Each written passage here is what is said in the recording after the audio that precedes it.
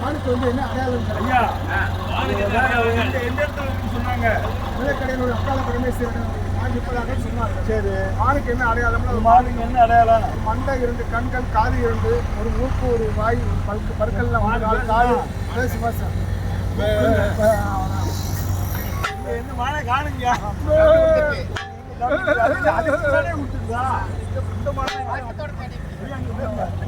நீங்க அங்க மானை வச்சுங்க சவுண்ட்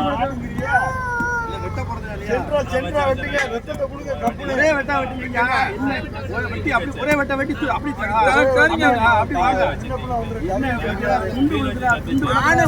நீங்க ஒரு வேட்டைக்காரன் வேட்டைக்காரன் ஒரே வீட்டுல போட்டா மான் தலை